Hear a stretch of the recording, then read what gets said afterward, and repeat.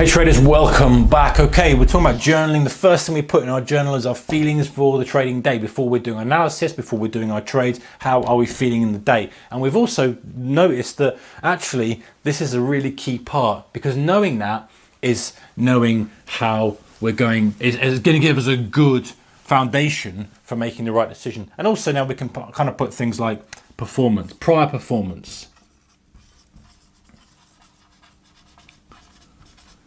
You know, in other words, what did we do yesterday? What was the last trade like? This is going to give us a bit of an insight as well. If yesterday was really, really good, does that mean today is going to be really, really good? This is the pattern that we start to see. So a past performance, prior performance. Was it positive? Was it negative? Was it pretty neutral? What was it? Because we're going to get data that we can work with. This is what it's all about as a journal. It's not about being this and doing that and filling up bookcases. It's about getting data we can work with. We can look at the end of the month and we can say, listen, there's a pattern here. Every time I'm negative the prior day, I do really, really well because I feel much more focused, I feel much more alert, or it might be the other way around. So what do?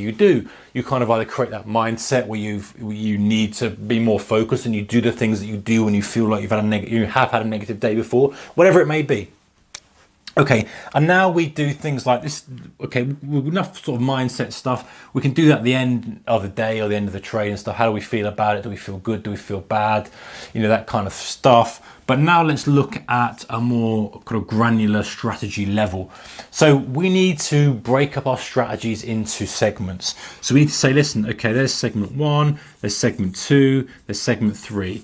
And you may have sub-strategies within each, okay? So you might have, this is trend, this is mean reversion, and this is, you know, volatility expansion, for example. Whatever, I mean, trend and volatility expansion may be very similar, but you might have different definitions for them.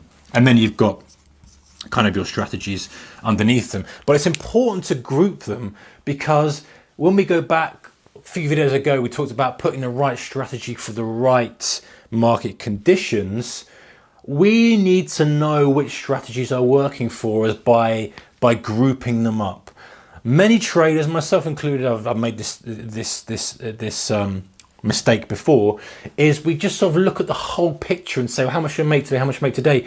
When in reality, you would say, listen, you know, buying a double bottom strategy, which is kind of more of a mean reversion trade, right? Telling a double top strategy is more of a mean reversion, has worked really, really well. Every time I've tried to grab a trend, i.e. I've bought a pullback or I've bought a breakout or something, whatever comes under this, you know, under this category, I haven't done so well. So there's the obvious fix to that is, let's eliminate that or let's reduce the size on that. Without this evidence, we don't know what's going on. And also it helps us match the market conditions. We say, listen, okay, mean reversion is working really, really, really well. Really well, but 3 ticks. It's really, really well. So what do? Maybe we can start adding more into this. You know, we can add C and D, you know, more permutations of a mean reversion strategy. Let's dial down these a little bit. Of course, it's still going to be trend. It's not going to be just constantly all day long or all week long mean reversion. There's going to be these. So maybe don't want to eliminate them completely.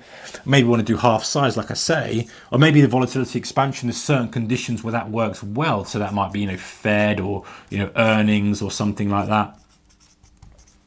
You know, something that causes that volatility expansion, that may work. So we have some specific criteria we can use that in. But generally speaking, again, I'm using this as a broad example, guys, the mean reversion works well.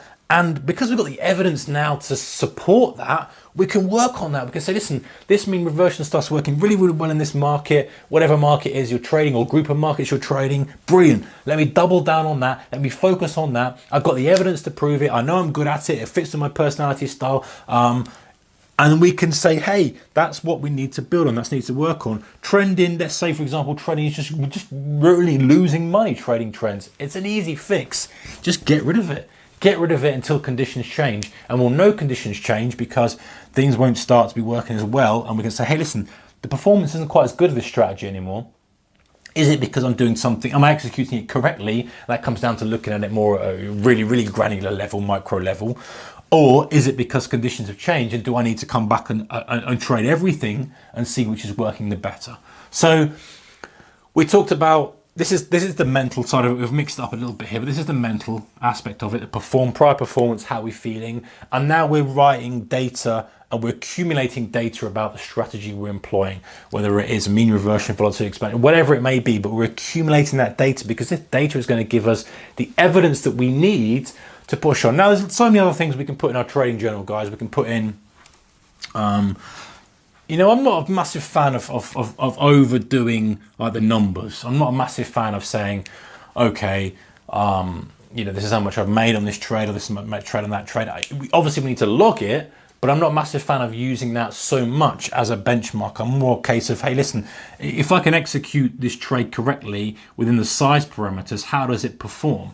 You know, if it performs as expected, then that gives me more results. Because the trouble you can fall into is if you're adjusting your position size and you say, hey, look, you know, I've had a £5,000 day, whatever it may be, or £500 day. Let's keep it a bit more realistic for perhaps a day trader or spread better or CFD trader, sort of part-time doing this.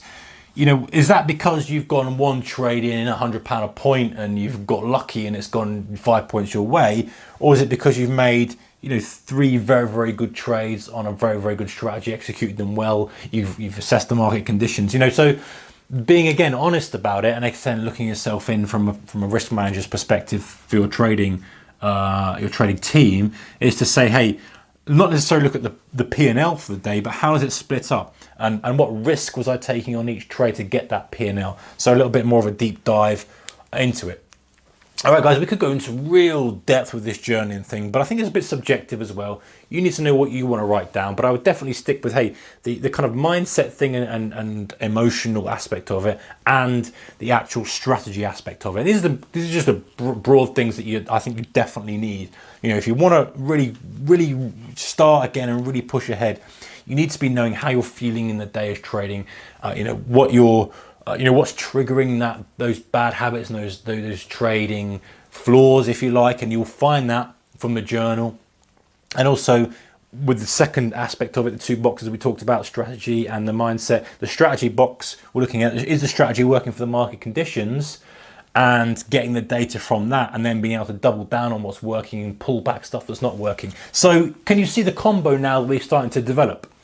We're developing something where we can tweak this and adjust this, put more resources into that, pull it out. That's going to help us. And then we look at the sort of mindset section of it and say, hey, when we're frustrated in the day, or when we don't do analysis or whatever it may be, that's causing us problems. So we can tear out the stuff that's not working and double down more on the stuff that is working. If we go extra advanced, we can say, hey, listen, when I feel like when I have feelings that I know conducive to good days, then maybe you can use that and double down on that, and then double your size on stuff that's working. So you can see how you can, what we're doing is we're taking all this data, you know, it's as one big thing, but it's split up into the strategy and the mindset, and we're pulling it apart. We're actually seeing it. Most people who are trading haven't got a clue about what they feel like. They might do in the muck of their mind, but they're going in, they're looking at it, they're spending all the time analyzing the market.